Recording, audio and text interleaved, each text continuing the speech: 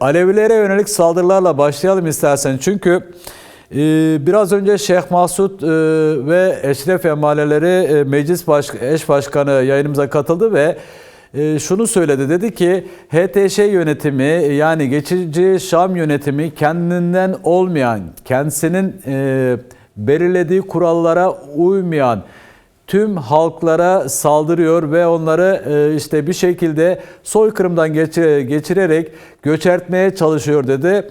Aleviler de özellikle Laskiye, Humus tarafında eylemler gerçekleştiriyor. Dün yapılan eylemlere saldırı oldu. Biliyorsun sen de en az 8 kişi yaşamını yitirdi. Talepleri netti. Siyasi federalizm ve kendi kaderini tayin hakkı istiyorlardı. HTŞ'nin bu yaklaşımına, bu tutumuna ilişkin neler söyleyebilirsin? Nasıl bir değerlendirme yaparsın? Yani aslında şunu belirtmek gerekir. Baas yönetimi devrildiğinde herkeste bir heyecan vardı. Çünkü Baas tekçi, antidemokratik bir yönetimdi. Ve izlediği politikalarla ülkeyi büyük bir savaşın içine sokmuştu. Büyük bir yıkım yaşanmıştı. Ama hala değişmemekte ısrar ediyordu. Özellikle Beşar Esad yönetimi. Fakat yani Esad yönetiminin gitmesine herkes, Aleviler de dahil, sevindi. Fakat çok daha korkunç durumlar ortaya çıktı. Yani bir yılı aştı biliniyor. Jolani ve güçleri, HTŞ, işte SMO Şam'a kadar gittiler bir mermi atmadan. Ondan sonraki tüm pratikleri yani aslında cihatçı, erkek, tekçi, sakallı Baas şeklinde gelişti. O gün bugündür Alevilere dönük katliamlar var. Dürzülere dönük katliamlar yaptılar. Sürekli de Kürtleri tehdit ediyorlar. Özellikle biraz önce siz de yayınınızda yer verdiniz. Şeyh Mahsud Eşrefiye Mahallesi'ne son dönemde baskı, abluka daha da yoğunlaşmış durumda. Saldırılar oldu. Yeni saldırılar her an olabilir. Evet. Alevilere dönük zaten baştan da belirttik, başından bu yana durmadı. Dün çok görkemli bir çıkışı oldu Alevilerin. Mevcut Suriye koşullarında gerçekten ilk günden bu yana katledilen, 6-12 Mart sürecinde çok büyük jenosidi yaşamış bir halk Suriye'deki Aleviler. Aynen aslında Şengal katliamı düzeyinde, ki Şengal katliamı YPG, YPJ güçleri, HPG, Jastar güçleri oraya ulaştığında aslında belli düzeyde durdurulmuştu.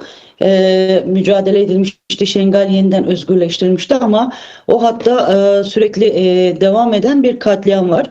Bu doğrultuda dün binlerce kişi mesela Laskiye Esel meydanında toplandı. Humus'ta birçok noktada toplandılar. Mesela Humus'ta özellikle yani göstericilerin toplanmasına bile izin vermediler. HTŞ Şam yönetimi güçleri, çeteleri.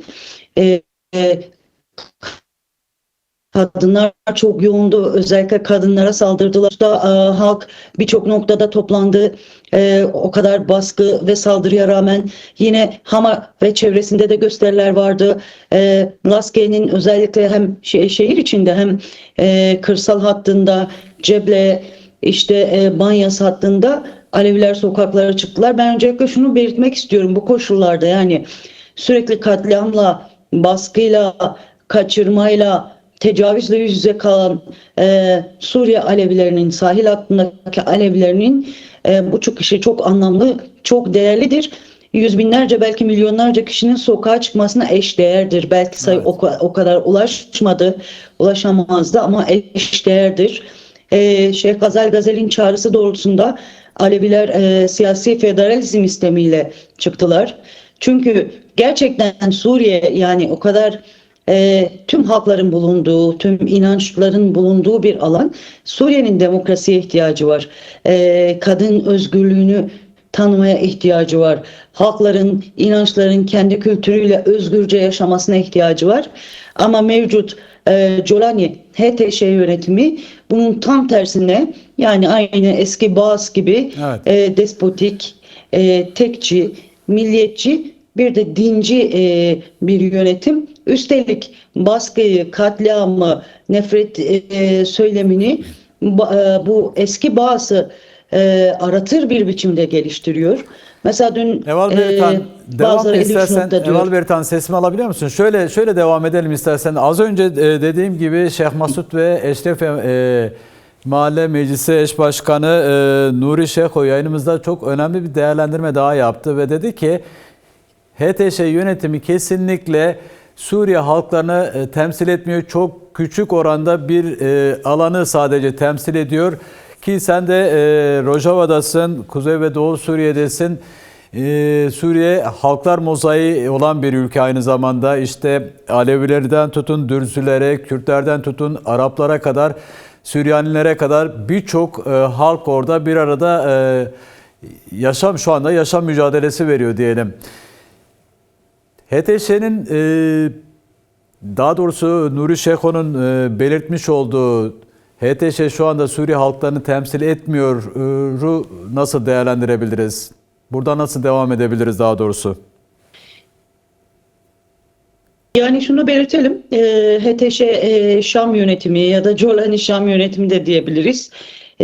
Kendi şu anda Suriye Geçiş Hükümeti olarak adlandırıyor ama biz kadınlar, yani Suriyeli kadınlar aslında başından bugüne kadar HTŞ Şam yönetimini bir hükümet olarak kabul etmiyor. Yani halk seçmedi onu, devrim de yapmadılar.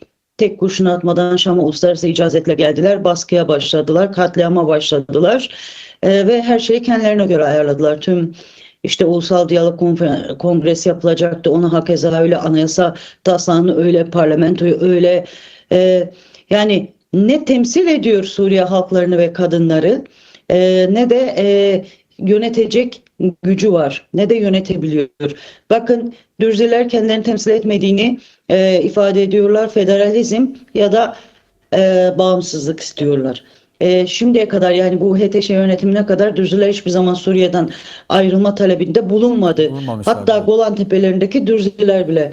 Aleviler hakeza artık federalizm diyor. Bütün katliam ve baskılara rağmen, mesela Kasım ayında da 25-26 Kasım'da kitlesel olarak sokağa çıktılar. 8-12 Aralık tarihlerinde mevcut katliamları, tutuklamaları, baskıları, tekçiliği protesto için evlerinden çıkmadılar. Onur direnişini geliştirdiler.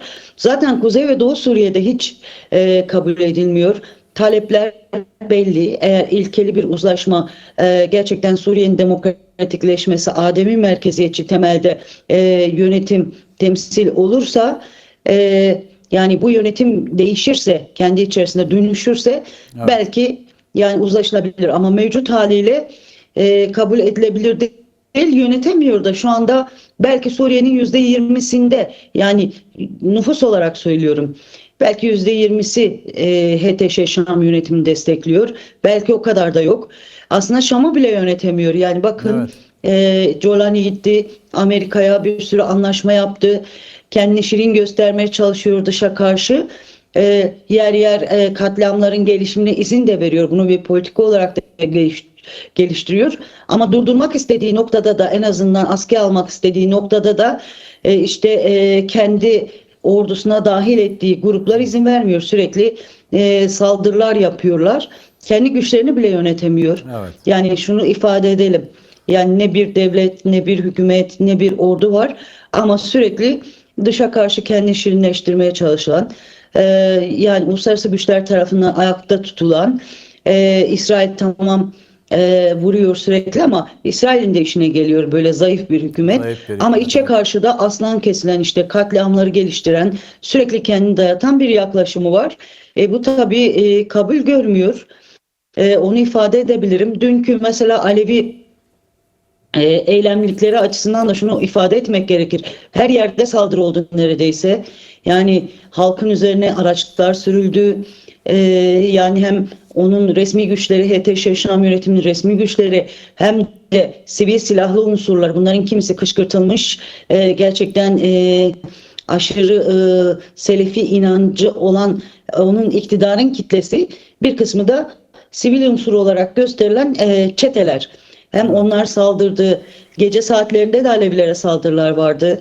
Evet. Alevi mahallelerine, Raskiye'de saldırılar oldu, hakaretler ettiler. Şu anda bile Dijital medyada nefret söylemi yükseltiliyor. İntikam söylemleri, çağrıları var. Şu anda bile Alevilerin mahallelerinin çevrelerinde sivil görünümlü silahlı kişiler dolaşıyor. Bir tehdit unsuru olarak veya yeni Evet. saldırılar örgütlenmeye çalışılıyor. Ama insanlar direniyor yani. Gerçekten bu çok önemli bir duruştur. Biliniyor. Yani evet, Kuzey ve Doğu Suriye kabul etmiyor. Süveyde direndi, direniyor. En azından Süveyde'nin Peki. biraz dış desteği de var ama Alevilerin o da yok. Ve öz savunmaları yoktu yani Esad yönetimi düştüğünde. Şimdi bu halkın böyle sokaklara çıkıyor ve kendi iradesini beyan ediyor olması canı pahasına çok önemli. Peki. Aslında HTŞ Jolani yönetiminin istediğini başaramayacağını gösteriyor. Heval Beritan, kısaca Kuzey ve Doğu Suriye deyince devam edelim istersen ama birkaç cümleyle değerlendirmeni isteyeceğim. KSD Genel Komutanı Mazlum Abdi'nin Şam'da bir görüşme gerçekleştireceği, bugün devam edeceği belirtiliyordu. Ancak o toplantı 10 Mart mutabakatı çerçevesinde yapılacaktı. Toplantı ertelendi. Teknik sebepler nedeniyle ertelendi. Karşılıklı olarak başka bir tarihe erteleneceği belirtiliyor. Sen neler söylersin bu konuya hakkın? Yeni detaylı bilgiler var mı? Kısaca değerlendirmeni de almak isterim. Yani 10 Mart Anlaşması şimdiye kadar uygulanamadı. Böyle bir hedef vardı 10 Mart Anlaşması'nın 8. maddesi. Yıl sonuna kadar bu anlaşmanın pratikleştirilmesi doğrultusundaydı. Ama Türkiye'nin ve HTŞ'nin yaklaşımları 10 Mart Anlaşması'nın pratikleşmesini engelledi. Hiçbir madde uygulanmadı. Ve hiçbir maddeyi uygulamadıkları gibi hep de KSD'yi özerk yönetimi suçladılar.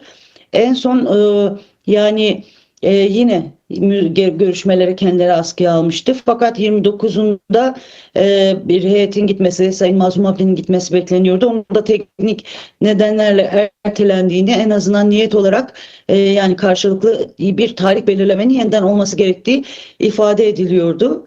Bu noktada şunu ifade edelim, yani Şam yönetimi Türkiye güdümünde aslında anlaşmalı maddelerinin müzakere edilmesinde görüşmeleri de tıkatıyor. Ben öyle olduğunu düşünüyorum şimdi de.